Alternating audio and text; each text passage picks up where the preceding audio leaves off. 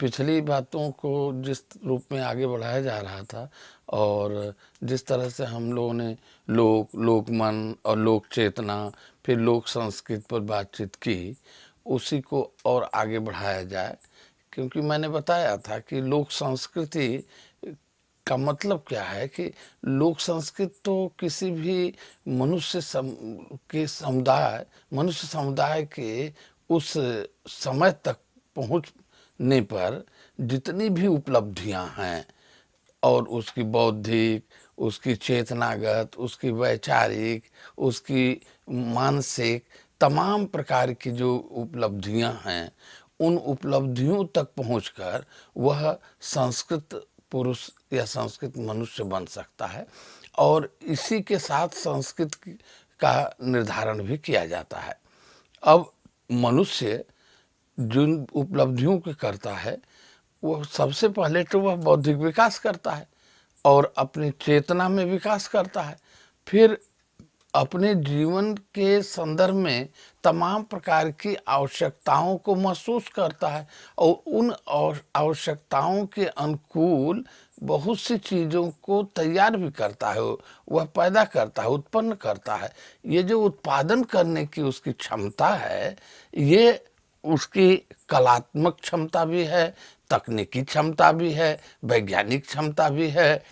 लेकिन अब इन तमाम प्रकार की चीज़ों में एक प्रकार का हमेशा विकास तो होता ही रहता है।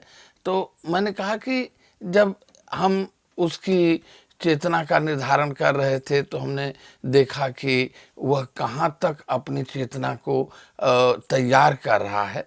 और जब हम संस्कृत की बात कर रहे थे तो हमने देखा कि वह कहीं वस्तुगत उपलब्धियां कितनी कर रहा है, वह प्रकृति कितना प्रकृति जीवी है, और फिर प्रकृति को अपनी आवश्यकता के अनुकूल किस तरह से वह प्रयोग कर रहा है, प्रकृति पर किस तरह से नियमन कर रहा है, प्रकृति का किस तरह से उपयोग कर रहा है, प्रकृति को किस रूप में अपने अनुकूल बना रहा है। ये तमाम चीजें हैं। यानी प्रकृति पर भी वह प्रकृति में जीता हुआ प्रकृति पर विजय प्राप्त करना चाहता है, और यह विजय प्राप्त करने का जो उसका सिलसिला है वह समय के साथ बदलता जाता है। अब आज जिस तरह से हम प्रकृति पर एक तरह से कब्जा कर रहे हैं, लोक मनुष्य तो उस तरह से कब्जा नहीं कर रहा था, लेकिन अपनी सीमाओं में वह प्रकृति को अपने उपयोग के अनुकूल बना रहा था।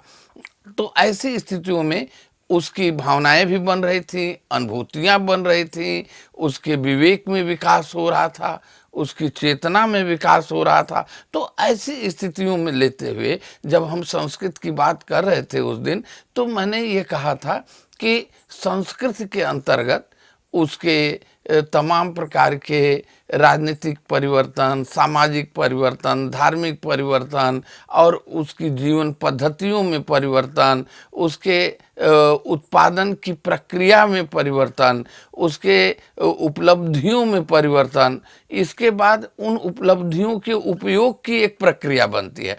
तो कैसे वो कर रहा है, तो यदि हम देखें तो उसके जितनी भी एक तरह से कहें जिसको बहुआयामी जो उपलब्धियां हैं उनका निर्धारण किया जाए, तो हम उस सांस्कृतिक अवयव को कहीं न कहीं व्याख्यायित कर सकते हैं। तो ये सांस्कृतिक अवयव में एक जो सबसे बड़ी उपलब्धि थी, लोक और लोकमन और लोक चेतना या लोक संस्कृत तक आने तक मनुष्य, यही नहीं केवल लोक के निर्माण तक में भी मनुष्य ने जो विकास किया है उसको आप देखें तो निश्चित रूप से लगेगा कि मनुष्य एक दिन में विकास नहीं किया है। तो ऐसी स्थितियों में जब हम मनुष्य को पाते हैं तो सबसे बड़ी चीज मैंने शुरू में एक बार कहा था कि उसके वाग अवयव जो हैं, ये जो वाग अवयव हैं ये उसकी सबसे बड़ी उपलब्धि थी, और वाग अवयव के द्वारा मनुष्य अपनी बौद्धिक प्रक्रिया से अपनी बातों को व्यक्त करने की एक बहुत बड़ी शक्ति पाया, और इसीलिए वह अपनी शारीरिक रचना में तमाम जीवों से बहुत कमज़ोर होने पर भी इतना शक्तिशाली हो सका, क्योंकि उसके पास एक भाषा आई, और वो भाषा जो जो तमाम लोगों की स्वीकृति के साथ बनी। क्योंकि शब्द जो उच्चरित हुए, जो ध्वनियाँ आईं, ध्वनियों से जो शब्द निर्मित हुए, उन शब्दों को जब सबने अख्तियार किया, सबने स्वीकार किया, तभी ना भाषा बनी। भाषा तो ऐसे बनती नहीं, यानी उसका सामाजिक सरोकार होता है, वो समाज द्वारा स्वीकृत होती है। तो ऐसी स्थिति में हर मनुष्य के एक समुदाय और उसके सामाजिक संरचना के भीतर भाषा अपना रूप ग्रहण करती है। तो ये जो भाषिक चीज़ें थी, जब भाषा आई तो केवल बोलचाल ही तक नहीं थी, इसके बाद उसने अपनी अनुभूतियों को, अपने तमाम प्रकार के अनुभवों को भाषा में व्यक्त करना शुरू किया। तो ये जो एक प्राथमिक स्थिति थी, चाहे वो जिन भी परिस्थितियों में आई, चाहे वह अपनी खुशियों के लिए, प्रसन्नता के लिए, उत्साह के लिए, प्रकृति से उद्वेलित होकर के बहुत सारा की चीज़ों को व्यक्त करना चाहा। तो इस प्रकार मैंने कहा कि लोक संस्कृत के भीतर एक लोक साहित्य का पक्ष आता है, और हम लोग उसके ऊपर भी ध्यान दें, और दिया जाना अपेक्षित है, क्योंकि यह लोक साहित्य जो है वह मनुष्य की सबसे बड़ी उपलब्धि है। और ये उपलब्धियां क्या हैं कि अपने जीवन के हर प्रकार के व्यवहार में, आचरण में, प्रकृति के साथ जीने में, प्रकृति के उपयोग में, वस्तुओं की उपलब्धियों में, वह अपनी इस उपलब्धियों का प्रयोग करता है, भाषा का प्रयोग करता है, और भाषिक अभिव्यक्त के माध्यम से वह सारी चीज़ों को व्यक्त करता है।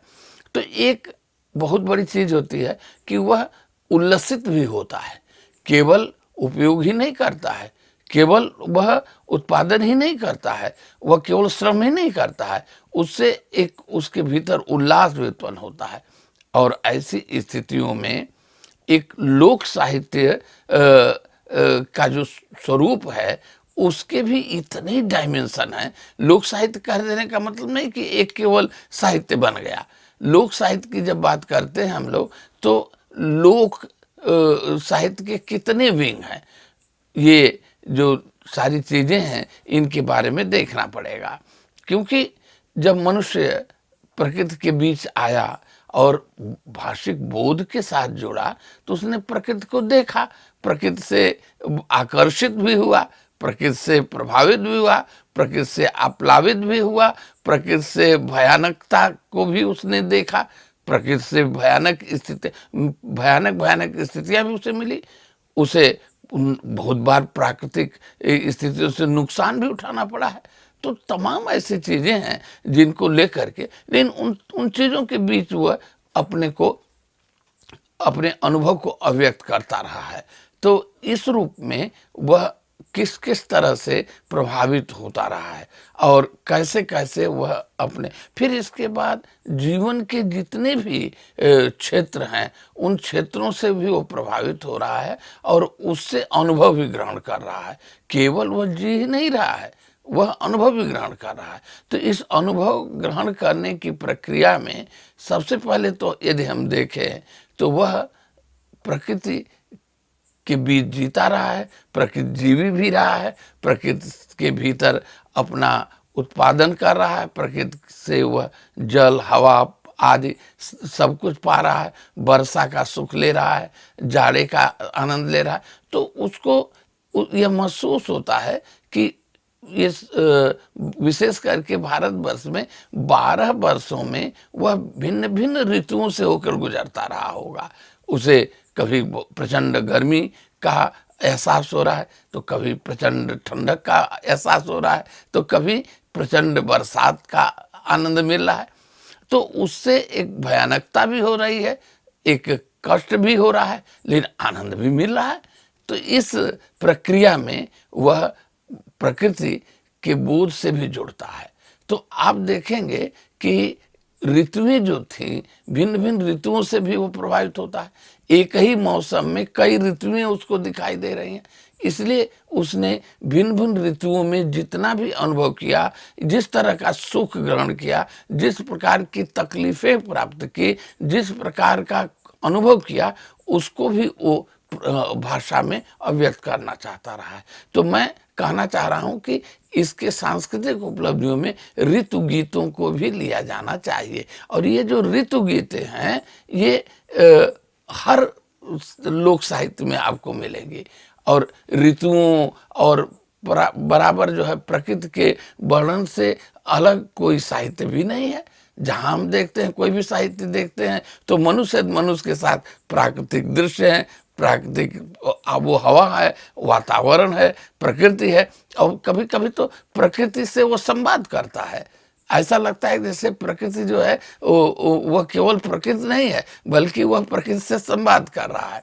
तो इन चीजों को लेकर के देखना चाहिए कि एक प्राकृतिक ऋतु गीत, ऋतु साहित्य के भीतर ऋतु गीते आपको बहुत कुछ मिलेंगे। और इन ऋतु गीतों पर हम लोग बाद में चर्चा करेंगे। ऋतु गीतों के साथ साथ भिन्न भिन्न ऋतुओं में उसने क्या किया कि अपने आनंद को, अपने प्रसन्नता को व्यक्त करने के लिए अपने तमाम प्रकार के अनुष्ठानों को भी तैयार किया। और इस प्रकार उसने बहुत से त्योहारों को भी तैयार किया। तो त्योहारों के साथ केवल त्योहार ही नहीं थे, कुछ उसके साथ भी गीत रचनाएं हुई, गीत होने लगे। और उन गीतों में उन उन त्योहारों से संबंधित जो कथाएं हैं या जो चीजें ऋतु गीतों को या अनुष्ठानों को तैयार करने के लिए जो भी घटनाएं आ रही हैं, उनका भी उसमें वर्णन होता है। तो इस प्रकार जो है हम देखते हैं कि एक हर ऋतुओं में एक आपको उत्सव और त्योहार मिलेंगे। इसके बाद मनुष्य की क्रीड़ा के अनेक प्रकार के स्वरूप मिलेंगे। अब इन ऋतुओं के साथ साथ वह कभी झूला झूल रहा है तो उसके गीत गा रहा है, कभी वह जो है रंग खेल रहा है, रंग की क्रीड़ा कर रहा है, तब वह अपना गीत गा रहा है। वह कभी जाड़े से मुक्त होने के बाद हल्की गर्मी में जब आ रहा है तो वह उस महीने के स्वाद को अनुभव कर रहा है और उसमें गीत गा रहा है। तो इस तरह से जो है उपलब्धियां वो कर रहा है। इस प्रकार वो 12 महीने के 12 मासों से भी जुड़ रहा है। और 12 मासा की एक बहुत बड़ी परंपरा लोक साहित्य में रही है। आप जानेंगे कि हर महीने में जो है आदमी अपने अपने ढंग से अनुभव कर रहा है। कभी चैता गा रहा है, कभी सावन के गीत गा रहा है, कभी कार्तिक के गीत गा रहा है, कभी जो है होली और बसंत के गीत गा रहा है। तो ये सारी चीजें जो हैं, ये ऐसी चीजें हैं कि उनको उसको उस ऋतुओं से जोड़ती हैं, उन महीनों से जोड़ती हैं, प्रकृति से जोड़ती हैं, प्रकृति के वातावरण से जोड़ती हैं, उसके उष्मा और उसकी शीतलता से। बरसात तो बहुत बड़ी चीज थी भारतीय लोगों के लिए, क्योंकि कृषि पर निर्भर कर रहा है जीवन। और कृषि बिना वर्षा के हो ही नहीं सकती थी। उस समय तो बिल्कुल वर्षा के जल पर ही लोग निर्भर करते थे। ऐसी स्थितियों में वर्षा का बड़ा भारी योग रहा है। और वर्षा होते ही मनुष्य उसी तरह से कूद जाता था, इतना उत्साहित होता था जिस तरह से कि कोई जंगली जानवर हो, चाहे वो पक्षी हो, चाहे जो भी हो, वो उत्साहित होते हैं। तो उस समय वह अपने तमाम प्रकार के कार्यों के बावजूद भी वह वर्षा में खेलना, कूदना, भीगना, लौटना। यद्यपि कई बार इतनी वर्षा होती रही है, नदियों के किनारे तो रहने की परंपरा थी, नदियां थी, बड़ी भयावह स्थिति होती थी, गांव के गांव खत्म हो जाया करते थे। ऋतु गीतों और ऋतुओं से संबंधित उत्सव को लेकर के यदि हम बात करते हैं तो हमेशा ये देखने की जरूरत है कि ये ऋतु गीत और ये उत्सव के गीत भी कोई एक प्रकार के नहीं हैं, क्योंकि मनुष्य का अनुभव भी तो एक प्रकार का नहीं हो सकता है, क्षण क्षण पर बदलता है। तो क्षण क्षण पर बदलता है तो उसकी हर प्रक्रिया जो है वो क्षण क्षण में बदलेगी। तो इस प्रकार उसके अनुभव भी बदलेंगे। तो निश्चित रूप से वह जो है एक विविधता के साथ हमारे सामने प्रस्तुत होगा। अब इस पर बाद में चर्चा होगी कि ये ऋतु गीतें कितने प्रकार के हैं, ये उत्सव गीत कितने प्रकार के हैं, इन उत्सवों में जीवन किस रूप में अभिव्यक्त हुआ है, उनकी पीड़ाएं, उनका दर्द, उनका सुख, उनका उल्लास, उनकी सौंदर्य चेतना, सौंदर्य बोध, तमाम चीज़ें जो हैं, और प्रकृति के करीब होने और प्रकृति से आकर्षित होने, प्रभावित होने, और उसकी भयावहता से भी जुड़ी बातें होती हैं। और केवल यही नहीं हुआ कि ये प्रकृति से आकर्षित हुए, ये प्रकृति से बहुत आह्लादित हुए, कभी कभी प्रकृति के प्रकोप से बचने के लिए इन्होंने प्राकृतिक शक्तियों में देवत्व, ईश्वरत्व, देवत्व भी प्रतिपादित किया, और इस रूप में उनकी उपासना, पूजा आदि ये सब भी करते रहे हैं लोग, क्योंकि वो सोचते हैं कि उनकी पूजा करने से उनसे उत्पन्न जो विपत्तियां हैं, जो प्रलयकारी जो प्रवृत्तियां हैं, वो खत्म हो जाएंगी, समाप्त हो जाएंगी। तो एक ये लोक धर्मी उपचार था, तब वो वैज्ञानिक उपचार नहीं हो रहा था, बल्कि यदि बड़ी तेज आंधी से उन्हें नुकसान हो रहा है तो हवा को देवता मान करके उसकी उपासना कर रहे हैं। यदि पानी है तो इंद्र की उपासना कर रहे हैं। यदि पानी से बहुत नुकसान हो रहा है तो इंद्र की उपासना कर रहे हैं, कभी किसी की उपासना कर रहे हैं। तो जितने भी प्राकृतिक विविधताएं हैं, उनसे उन्होंने प्रकृति के देवताओं को भी तैयार किया।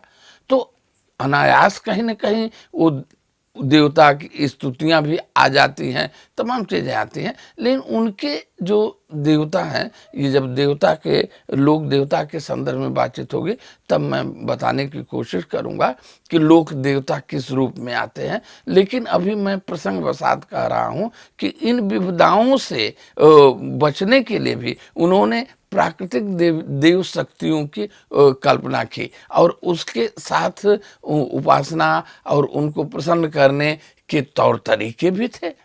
तो सबसे बड़ी चीज थी, पहले तो गीतों और उपासना के माध्यम से उनको प्रसन्न किया जाए। तो ये स्वर और गीत का समर्पण जो है उपासना में हमेशा रहा है और आज तक है। क्योंकि आप देखते हैं कि बड़े बड़े अनुष्ठानों में भी, बड़े बड़े मंदिरों में भी लोग गाते हैं, वाद्य से, गीत से अपने देवता को प्रभावित करते हैं। तो ये गीत और ये जो स्वर लहरियाँ हैं, ये जो स्वादिष्ट वाद्य हैं, ये उनकी सेवा में समर्पित होते हैं। तो इसी तरह से यहाँ बिल्कुल बिना किसी बनावट के भी गीतों के माध्यम से लोग उसको वो करते हैं। ऋतु गीतों और इन उत्सव गीतों आदि के साथ आप देखेंगे कि ऐसी कुछ चीज़ें भी हैं जिनको हम बड़ी सामान्य स्थितियों में देखते हैं। क्योंकि मनुष्य जो लोक मानव था, वह विशेष करके उत्पादन से जुड़ा था, और उत्पादन चाहे जितने भी प्रकार के रहे हों, उसमें सबसे प्रमुख था कृषि उत्पादन। अब ये जो कृषि उत्पादन था, यह कोई उस समय बहुत बड़े वैज्ञानिक यंत्र तो खोजे नहीं गए थे। जो यंत्र थे बड़े सामान्य थे और छोटे छोटे थे। तो सारा काम हाथ से करना पड़ता था, और सिर पर बोझ ढोना है तो सिर से काम करना पड़ता था।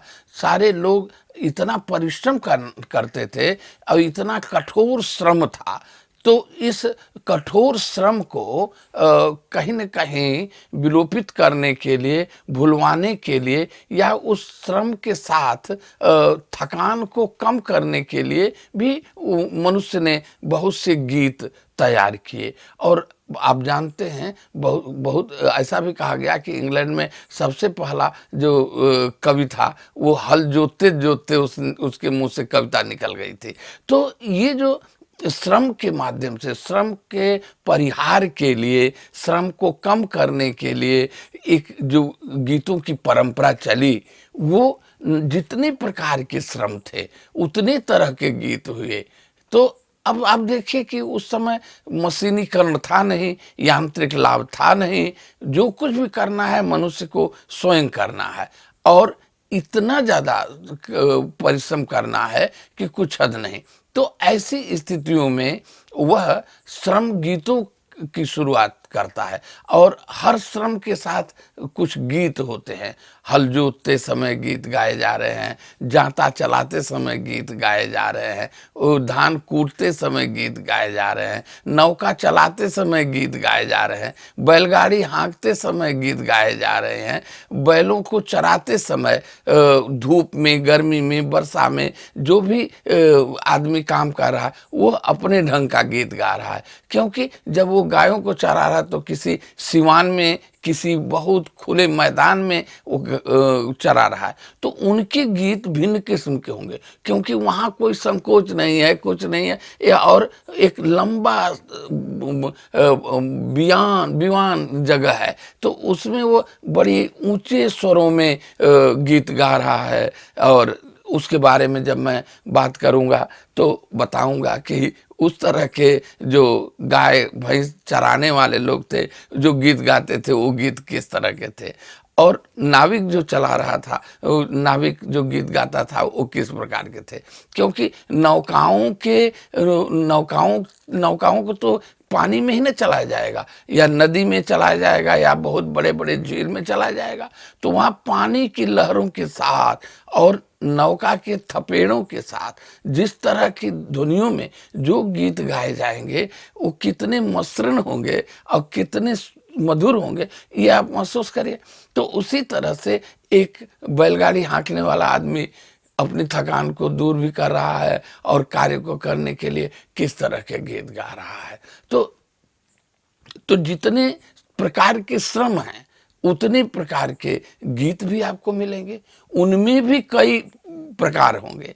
कोई एक ही तरह के गीत नहीं गाए जा रहे हैं, लेकिन उससे कहीं न कहीं जुड़ा हुआ है, क्योंकि उसकी प्रकृति, उसके श्रम का जो तरीका है, श्रम का जो एक तरह कहेंगे स्तर है, इन तमाम चीज़ों को लेकर के देखते हैं। अब देखते हैं ना, कभी कभी बहुत बड़ी सामान को, अब बहुत बड़ा कोई लकड़ी का तना हो या बहुत बड़ा पत्थर हो, जब लोग उठाते हैं तो किस तरह की बातें करते हैं। वो एक तरह से जो केवल चिल्लाते ही नहीं है, चित्कार नहीं करते, कुछ संगीत हमारे सामने प्रस्तुत करते हैं और उसमें ऐसा हौसला तैयार करते हैं कि वही लोग यदि नहीं बोलें, वो सारी चीजें न कहें, तो शायद उस कार्य को कर न सकें। तो एक उल्लास पैदा होता है, एक ऊर्जा उनको मिलती है। तो ये सारी चीजें जो हैं, ये बहुत बड़ी चीज है। तो इस तरह से एक श्रम गीत की बहुत बड़ी परंपरा है। अब चूंकि जब लोग धीरे धीरे अपने विकास क्रम में भिन्न भिन्न कर्म करने वाले लोगों को बांट दिया जातियों में, तो भिन्न भिन्न जातियों के लोगों के कर्म, रहन सहन, उनके आर्थिक स्तर, उनका सामाजिक स्तर भिन्न भिन्न था, तो उनके गीत भी कुछ भिन्न भिन्न होने लगे। इस प्रकार कुछ गीत जो है लोक गीतों में आप जातीय गीत के रूप में देखते हैं। और मैं भारत की ही बात कर रहा हूं अभी, क्योंकि जैसे कहारों के गीत कहरवा, धोबी के गीत धोबिया, अहिर के गीत अहिरऊ गीत, इसी तरह से वही स्वागत के गीत ब्राह्मण के घर की स्त्रियां गा रही हैं और हरिजन के घर की गा रही हैं। दोनों के लय में, स्वर में, उनकी भाव भंगिमा में अंतर आपको दिखाई देगा। तो मैं बता रहा था कि एक जो श्रम गीत है, जैसे रोपनी के गीत हैं, तो मैंने कहा कि कितने श्रम को मैं गिनाऊंगा, श्रमों के जितने प्रकार हैं उसी तरह से गीत भी हैं। तो ये गीतों, इन गीतों पर चर्चा जब होगी तो एक लंबी चर्चा आएगी और उन उद्धरणों को भी देखना होगा। हो सकता है कि सारे उद्धरण मुखस्त ना हो, तो उनको कहीं जो संकलित हैं उनमें से भी लिया जा सकता है। अधिकांश जो मुखस्त हैं उनसे काम लिया जाएगा, नहीं यदि संपूर्ण मुखस्त हैं तो उनको हम उन संग्रहों से भी ले सकते हैं, उसमें कोई बात नहीं है। क्योंकि हमें बताना है, व्याख्यायित करना है कि उन श्रम के साथ इन गीतों का क्या संबंध है। यदि हम आपको अभी एक छोटा सा उदाहरण है कि रोपनी के गीत है, एक छोटा सा बिंब है, बहुत बढ़िया बिंब है। एक कुछ महिलाएं जो हैं धान की रोपाई कर रही हैं, पानी बरस रहा है, सावन का महीना है, बहुत तेज पानी बरस रहा है, श्रम भी है, पसीना भी हो रहा है, पानी से भीग भी रही हैं और उस समय गा रही हैं कि लहसर लवंगिया का डारे हो, मोर करम पनियो ले पातर, पियवा बसे परदेस हो, मोर करम पनियो ले पातर। तो एक तरफ श्रम है, एक तरफ वो सावन है, वो बरसात है, और उधर उस और उनके उनका अपना यौवन है, लेकिन वो यौवन उस यौवन के सुख को से कितना वंचित है, कितना दूर है, केवल श्रम पर ही आश्रित हो गया है। क्यों? क्योंकि उनकी आर्थिक स्थिति ऐसी नहीं है कि वो यौवन का रोमांस लेंगे, केवल उनको रोजी रोटी भी कमाना है। तो इस तरह की चीजें जो हैं आपको दिखाई देंगे, जिनमें एक बहुत बड़ा बिंब होगा, बहुत बड़ी संवेदनाएं होंगी, तमाम चीजें होंगी। खैर तो अभी मैं उदाहरण की ओर नहीं जा रहा हूं, अभी तो मैं बताना चाहता हूं कि ये गीतों के कितने प्रकार हैं। फिर ये संस्कृत के अंतर आ रहे हैं। देखिए, ये तमाम चीजें जो है, जो विचारधाराएं हैं, ये विचारधाराएं ऐसे नहीं आई हैं। मनुष्य जब संस्कृत मनुष्य हो रहा है तो अपनी अपनी संवेदनाओं को, अपनी अनुभूतियों को वो कैसे व्यक्त कर रहा है, इसको हमको लेकर के देखना है। तो ये तो हो गया। अब मनुष्य तो पैदा होता था, काम करता था, मरता था, जीता था, बीमार भी होता था। तो आप देखेंगे कि जब वो बीमार होने लगा तो बीमारियों के कारण को खोज नहीं पा रहा था, क्योंकि इतना तो क्या कहते हैं, औषध विज्ञान इतना विकसित नहीं था। तो वह कहीं न कहीं किसी देवता के प्रकोप को भी मान रहा था। तो हर रोग के एक देवता की कल्पना कर रहा है और उन देवताओं की स्तुति की जा रही है, पूजा से भी रोग का निवारण हो रहा है। तो ऐसे भी गीत आपको बहुत मिलेंगे। और इसके अलावा जब मनुष्य धीरे धीरे और विकसित हुआ, लोक मनुष्य थोड़ा और संस्कृत मनुष्य हुआ, तब उसने देखा केवल पैदा हो जाना, केवल बड़ा हो जाना, केवल शादी कर लेना, पत्नी पति का संबंध बना लेना, इतना ही तो बहुत प्रधान नहीं है। तब उसने क्या किया कि जन्म से लेकर मृत्यु तक भिन्न भिन्न प्रकार के परिवर्तनों को संस्कारों के रूप में उसने डालना शुरू कर दिया। और जीवन में जितने भी संस्कार हैं उनसे संबंधित गीत बनने लगे। तो ये जो गीत थे, जैसे जन्म के गीत हैं, सोहर आदि गाई जा रही है, छठी के गीत हैं, जन्म के दिन गीत गाए जाते हैं, रात रात भर महिलाएं आकर के छठी जगाती हैं, आंगन में गाती रहती हैं। फिर बरही के गीत हैं। इसके बाद लड़का जैसे ही बड़ा होता है तो अन्नप्राशन की प्रक्रिया होती है, पहली बार भोजन करता है तो अन्नप्राशन के गीत हैं, जिसको चटावन भी कहते हैं, चटावन के गीत हैं। इसके बाद आप देखते हैं कि लड़का थोड़ा बड़ा होता है, जब पढ़ने जा रहा है धीरे धीरे, तो पढ़ने जाने की शुरुआत में भी कुछ अनुष्ठान है, उन अनुष्ठानों के साथ भी गीत जुड़े हुए हैं। यही नहीं, आप देखिए जब उसकी शादी होती है, विवाह होता है, तो विवाह जिस दिन से तय होता है, बरक्षा के गीत, इसके बाद भी आंगन जगाने के गीत और तमाम प्रकार के गीत होते हैं, और हर रोज होते हैं विवाह तक, विदाई के गीत, गौना के गीत, है ना। तो इस तरह से फिर जो है जो नाना प्रकार के चीजें हैं, पहली बार जब पति पत्नी का मिलन होता है तो भी गीत, इसके बाद जो है मृत्यु के समय भी बहुत तरह से, बहुत जातियों में गीत गाए जाते हैं, बहुत में नहीं गाए जाते हैं, लोग रुदन करते हैं, लेकिन रुदन में भी गीत होता।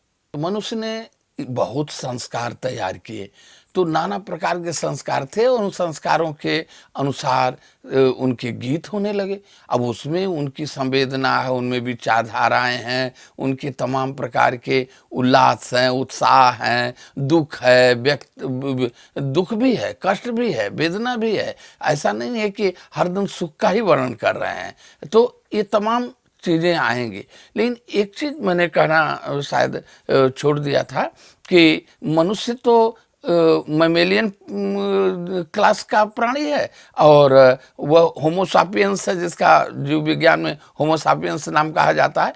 तो वो बौद्धिक प्राणी है, लेकिन वो मैमेलियन है। मैमेलियन का मतलब होता है कि उसमें जो है पेरेंटियल केयर जो है, मतलब वात्सल्य जो है बहुत विकसित होता है।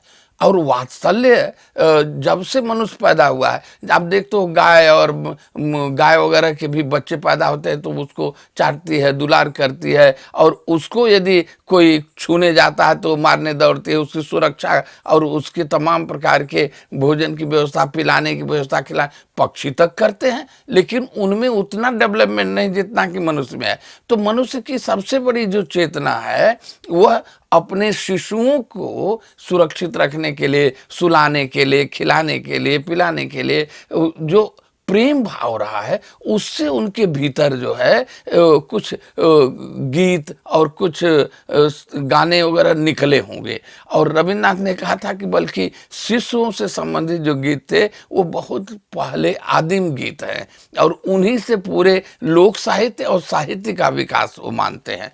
तो ये चीज़ें जो हैं, शिशु साहित्य जो है वो कई प्रकार के आप देखेंगे। एक तो है कि शिशु छोटा है तो गीत नहीं गा रहा है, वो रो सकता है, वो भूखा हो सकता है, वो सो नहीं रहा है, जाग रहा है, ये सब करेगा।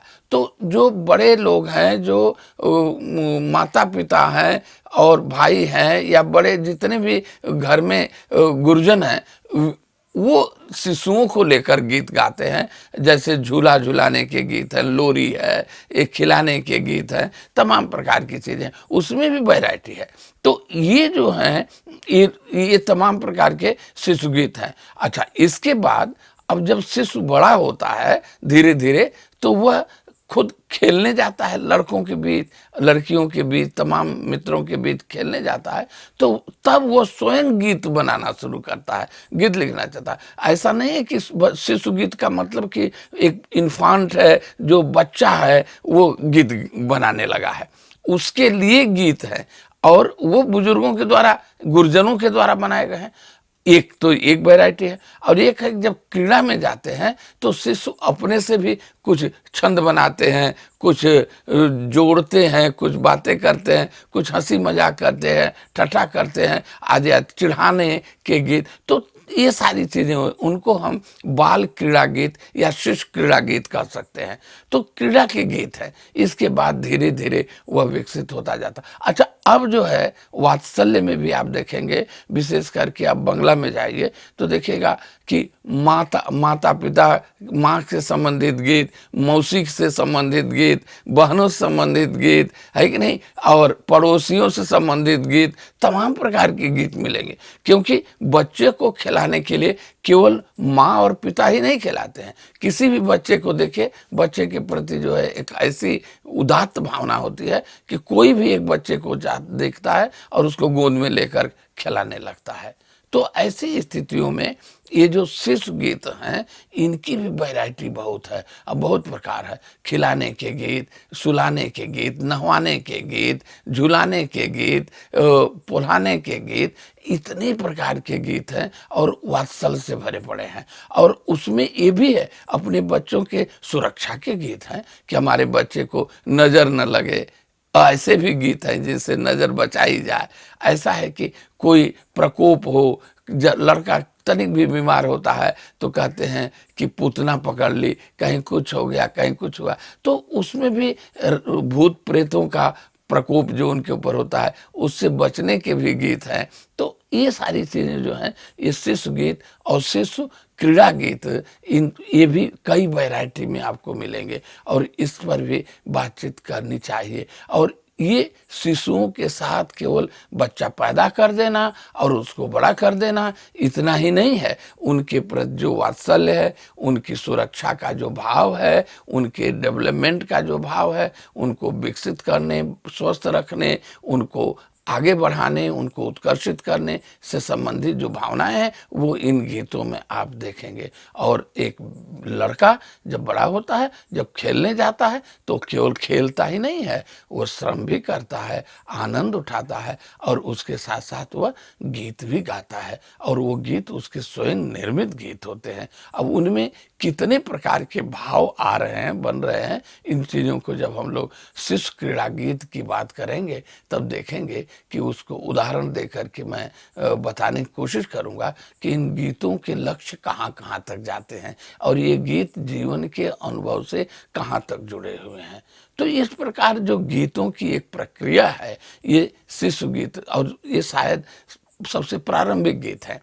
इसके बाद जो है हम देखते हैं कि कुछ जब हम प्राकृतिक शक्तियों को देवी देवता के रूप में ले लिए, तो कुछ देवी देवताओं के पूजा से संबंधित अनुष्ठान भी होते हैं और उन पूजा के समय भी जो गीत गाए जाते हैं वे बड़े महत्वपूर्ण गीत होते हैं और वो लोक देवताओं से संबंधित गीत हैं।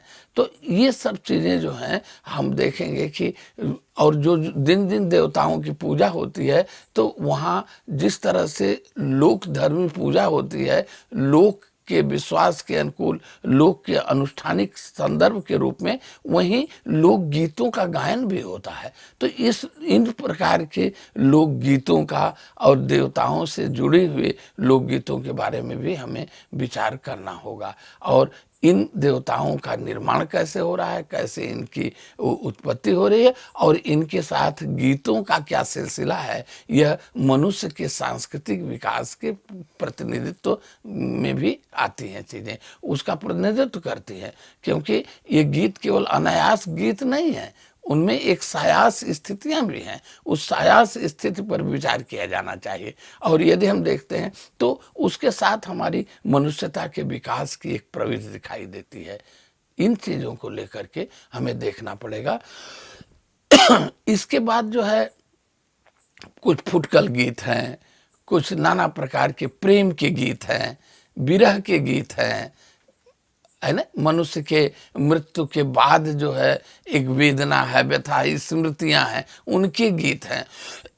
तो गीतों की जो वैरायटी है, जो वैविध्य है, उसको जब हम देखते हैं तो उसमें हमें मनुष्य के विकास को देखने की एक प्रवृत्ति हमें दिखाई देती है।